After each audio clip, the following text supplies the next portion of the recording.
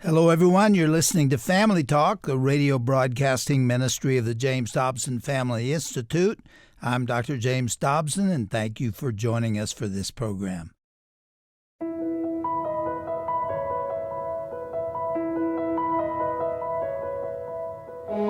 Welcome to Dr. James Dobson's Family Talk.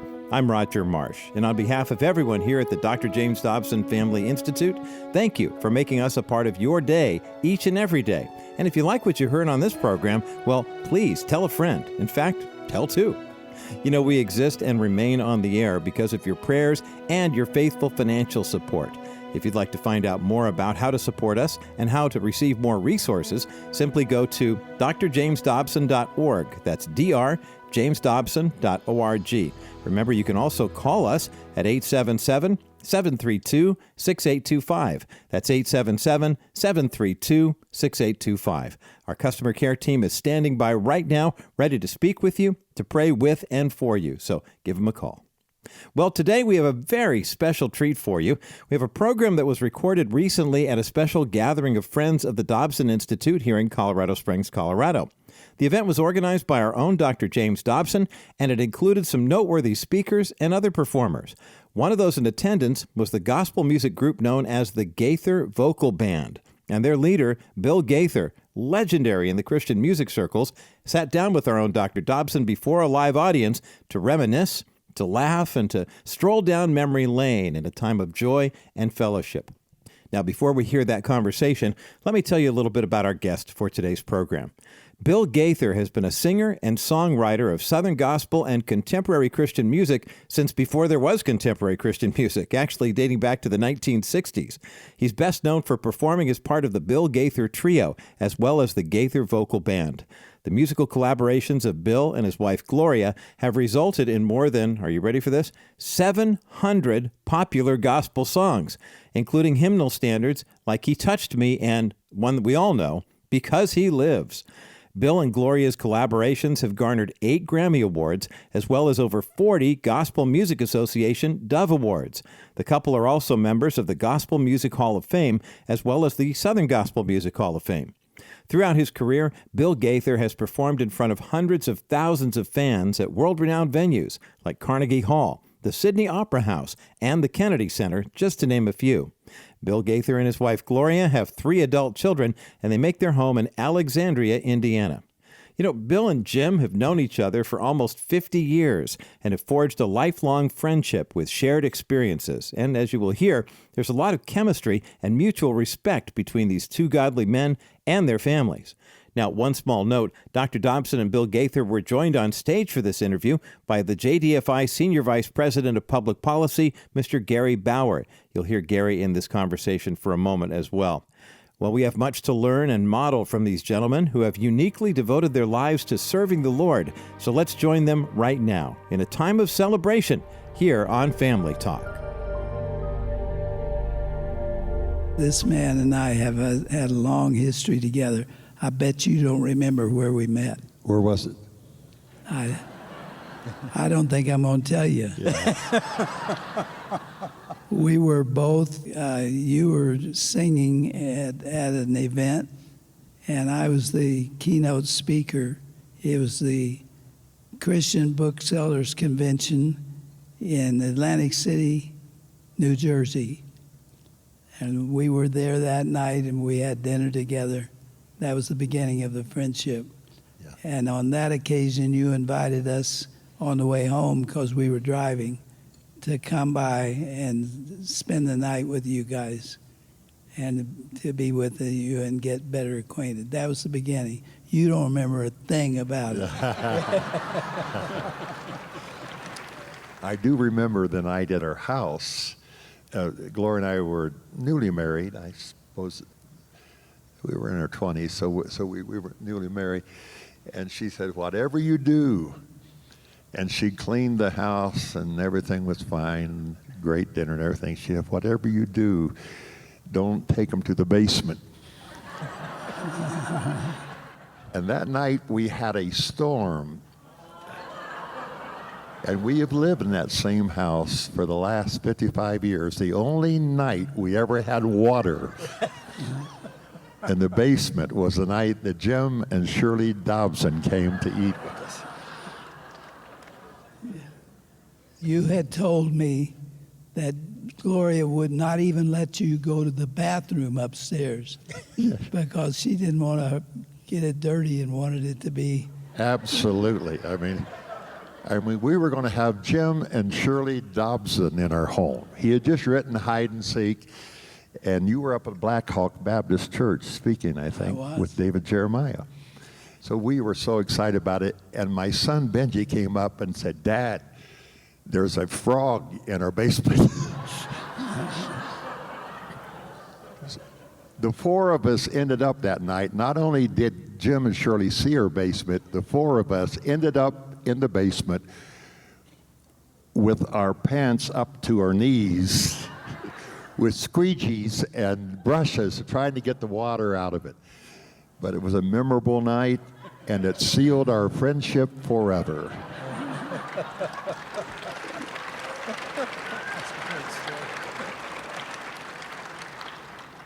I just remember we started out that evening kind of formal upstairs, getting acquainted, and Gloria had taken everything that didn't belong up there down to the basement. It was all in places around the basement, and the next thing you know, we're down there with squeegees, and from that point on, we've been bonded. That's a way to really get to know people. I don't recommend it, but it was a wonderful time for me. You've forgotten what Benji said when he came running up the stairs. What'd he say? He said that the window well is filling up with water, and there are frogs in there that are drowning. Please save those frogs. Oh. So that was the next step. Yeah. But we have never met since then. I don't care where we are, until we both start, or four of us start grinning and saying, "Remember the night in the basement." You know, the day before, see if you remember this, Gloria had some favorite black swans, and somebody had killed them. Yes, it killed one. We still have 5 black swan. They're beautiful, with red beaks. Yes, somebody had to. And that was tragic also for my son too, and for us, for the family. Bill, the fact that you're here says a whole lot about you. You could sing with your vocal band. You could sing anywhere in the country on a given night. I know that, and I know how busy you are. And yet you canceled the plans you had for this night so you could be here. And I love you for it. I love you too. I'm still kind of irked that Gloria didn't come. Yeah. You want to make an excuse for her? Gloria has been through 2 knee surgeries and a hip surgery. And the surgeries went well. But evidently, she is still experiencing a lot of pain. You're the doctor, so I'm practicing here without a license. So and the other night I said she was in rehab, and Kevin, who always corrects me on it, said no, she's in therapy. Bill, there's a difference. Gloria Gaither is not in rehab, so.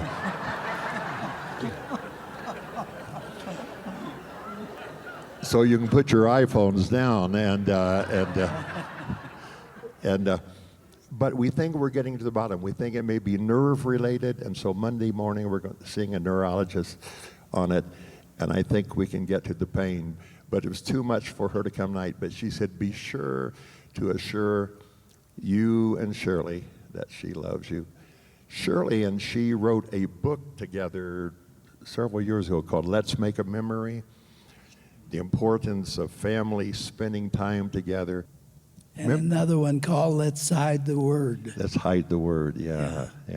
It's been a long-term relationship. We grew up in the same church, and I thank God for a church family that really believe that God still speaks today, that the Holy Spirit is real, and that he can even work through musicians.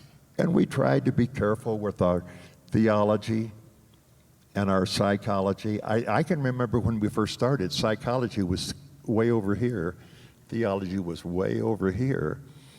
And you are responsible, I think, or one of the primary responsible people who brought good theology and good psychology together and say it makes a whole lot of sense. Thank you very much. Thank you, Bill. The psychology is still way over there. Yeah. I can tell you. You're listening to Dr. James Dobson's Family Talk. I'm Roger Marsh, and I hope you're enjoying this special program as much as I am. We are dropping in to hear Dr. Dobson and Bill Gaither recount some of their memories of time spent together in fellowship. Definitely 2 lives well spent serving the Lord. A very special period in our culture these past 50 years, and these 2 godly men have seen a lot. Both of them, as you can clearly understand, are grateful for their families and friends. Let's jump back into their story time right now.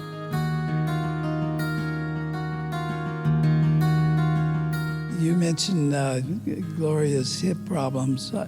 I don't know how many of you all know that Shirley was in the kitchen and I was in the bedroom on May the 18th, I think it was, and she had coffee warming in the microwave, and she took it out and turned quickly, and she caught her foot in a throw rug and went down hard. I mean, she flew through the air. I heard it from the bedroom, and I came running to her, and she was crumpled up in a little ball, and she was in such pain I could not even move her. And I called 911, and they came and did a marvelous job of somehow getting her in the ambulance, and she had surgery 2 days later. I think I've seen the statistics that people who are elderly, who break a hip and are taken in for surgery, have a 28% chance of dying there because of inflammation. You know, I don't stutter till I get around you. How long have you stuttered? Well, it's probably back in college, but I did something that helped cure it. I started selling Bibles, and I became the #1 Bible salesman in Indiana, and I had a wonderful technique, Jim. I would go up to the door and knock on the door and say, "Hi, my name is Bill Gaither, and I'm selling Bibles. Would you like to buy a Bible, or would you rather have me read it to you?"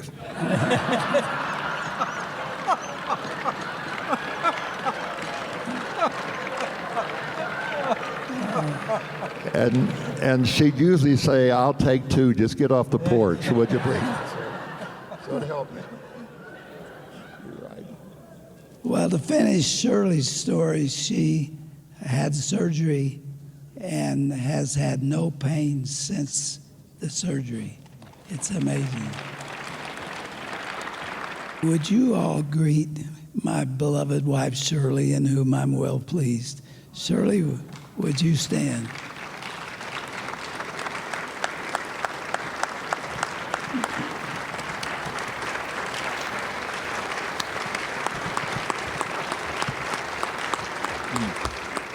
As you all know, Shirley was chairman of the National Day of Prayer for 25 years.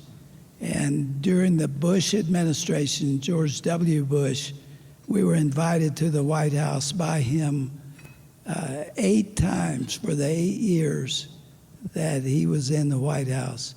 And Shirley spoke at every one of those. And God blessed her and used her. And she's now passed that responsibility on to others. But I watched her She not only led the National Day of Prayer, but she's a prayer warrior, and I love her like crazy. Sure.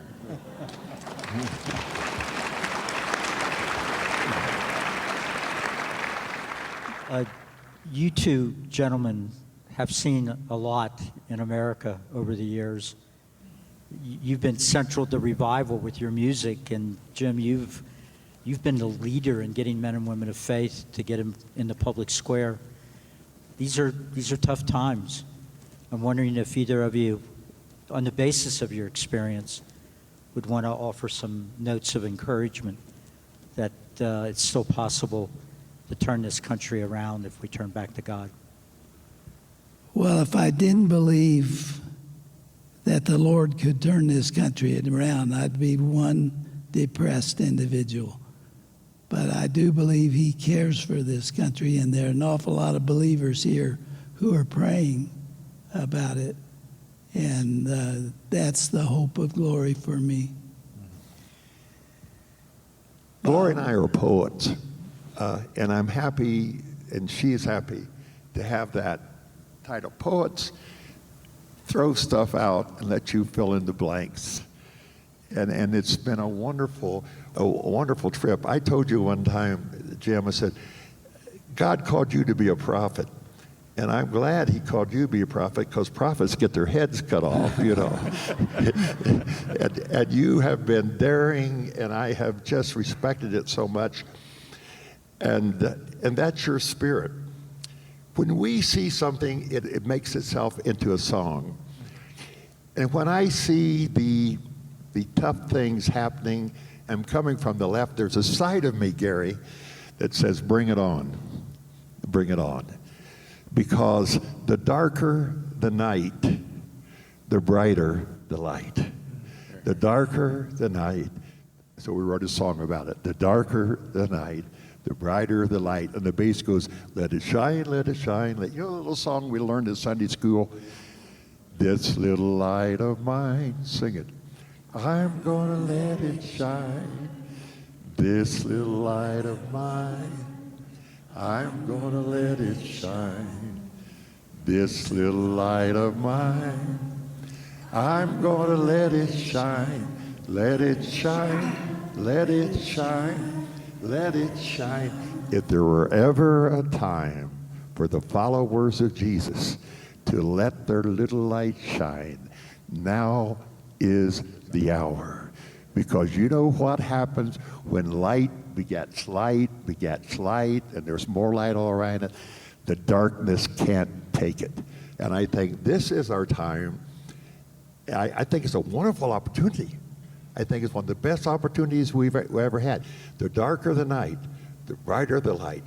Let it shine, let it shine, let it shine. Bill, what I loved about the old hymns is that it was filled with theology straight out of Scripture. You could find the source for the writer, and we kind of got away from that now. There's so much of Christian music is repetitive, and I don't want to disparage anyone, but you have maintained and revitalized theology within the church. You and Gloria came to focus on the family many, many years ago, and you had just written a song that I never forgot. It was called We'll Be There, where you're assuring your kids we're not going anywhere. We'll be here when you come home. And you don't sing that anymore, but I love that song. You should, yes. You try to get biblical truth into your songs, don't you? Try to do our best. And it doesn't hurt marrying a lady who was the daughter of a minister. And she grew up around theology with theologians around her table, missionaries. And I might have written a couple songs. In fact, I kid her about He Touched Me. That's a BG song, before Gloria. But that's just one of the very, there wouldn't have been all the other songs had it not been for Gloria. And contrary to what Mark Lowry said, I didn't marry her just because she was a lyricist. I married her because I loved her. She had a great heart. She loved Jesus. And she loved poetry. She loved literature. And God honored that I've been blessed, and you have been blessed with a great, great mate. Makes all the difference in the world.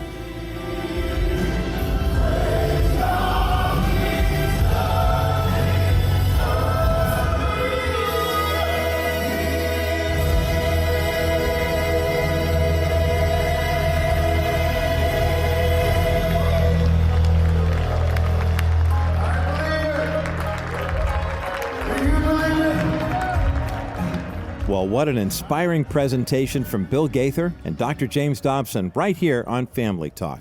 To learn more about Bill Gaither, the Gaither Vocal Band, or to access any part of today's interview so you can share it with a friend or review it in its entirety, just go to drjamesdobson.org/Family Talk. That's drjamesdobson.org/Family Talk. Our broadcast page is filled with tons of valuable information, and when you go there, you'll also find a directory of every program we have ever produced and aired here at Family Talk, so you should definitely check that out. drjamesdobson.org/Family Talk. As we approach the end of the year here in 2022, I wonder if you've ever considered making a gift in support of the ministry of Family Talk and the Dr. James Dobson Family Institute. If so, you can learn more on our homepage at drjamesdobson.org or call us at 877-732-6825. A member of our customer service team is standing by, ready to take your call. Remember that the Dr. James Dobson Family Institute is also accessible by the U.S. mail. Our ministry mailing address is the Dr. James Dobson Family Institute, or you can just write the JDFI for short, P.O. Box 39,000, Colorado Springs, Colorado, the zip code 80949. Again, our ministry mailing address is the Dr. James Dobson Family Institute, P.O. Box 39000, Colorado Springs, Colorado, the zip code 80949. Well, finally, the election is 1 week from today, and the Dr. James Dobson Family Institute has created a 2022 midterm election voters guide. This resource is yours for free to download and share. To access yours, just go to our homepage at drjamesdobson.org and sign up in the upper right-hand box to get a reference manual of the distinctions between your likely choices on the issues, policies, and positions that you yourself will be deciding upon at the polls this November. Well, that's it for today. Hope you'll join us again next time. And until then, I'm Roger Marsh. On behalf of Dr. Dobson and all of us here at the Dr. James Dobson Family Institute, keep on singing and keep on smiling. And may God continue to richly bless you and your family as you continue to grow deeper in your relationship with Him.